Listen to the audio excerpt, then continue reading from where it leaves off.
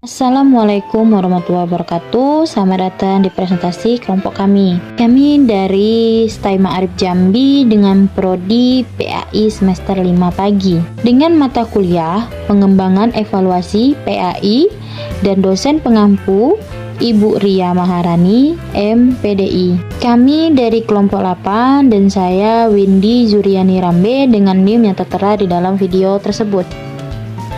Di sini saya akan membahas tentang alat evaluasi PAI.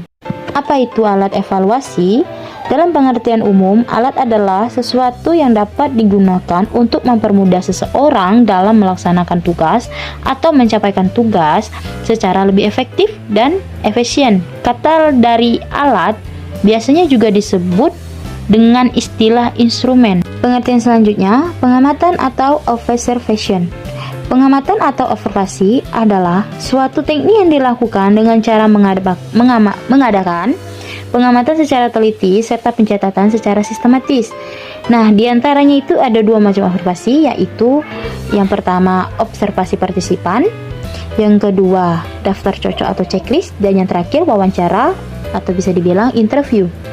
Teknik tes. Apa teknik tes itu?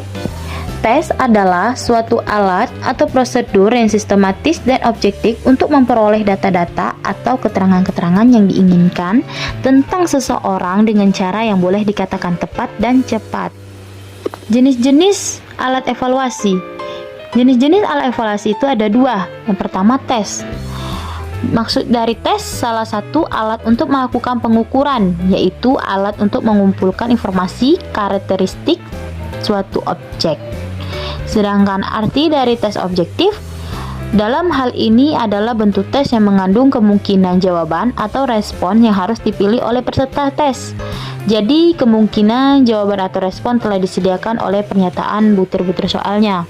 Pengertian selanjutnya yaitu tentang tes pembelajaran. Dari kata tes ini berasal dari bahasa Prancis kuno yang berarti piring untuk menyisihkan logam-logam mulia. Nah, yang dimaksud di sini itu ialah dengan menggunakan alat berupa piring akan dapat diperoleh jenis-jenis logam mulia yang bernilai tinggi di dalam perkembangannya, dan seiring kemajuan zaman tes berarti ujian atau percobaan.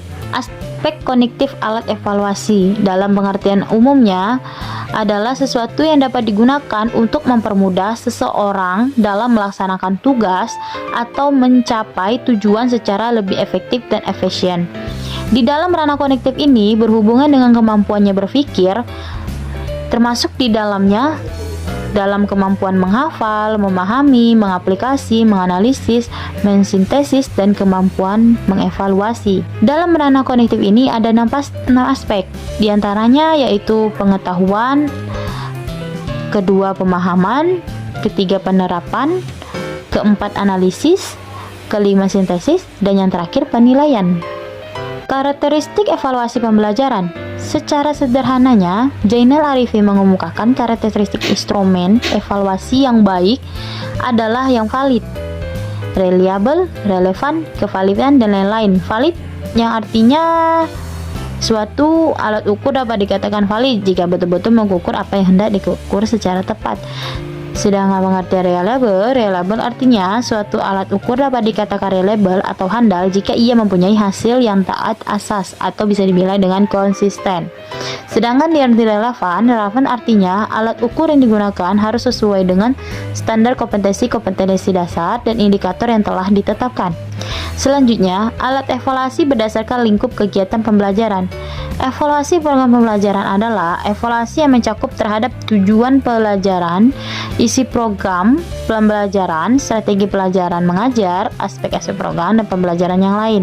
Nah, dari kesimpulan ini, tes secara sederhana dapat diartikan sebagai himpunan pertanyaan yang harus dijawab, pertanyaan-pertanyaan yang harus dipilih atau ditanggapin, atau tugas-tugas yang harus dilakukan oleh peserta tes dengan tujuan untuk mengukur suatu aspek tertentu dari peserta tes.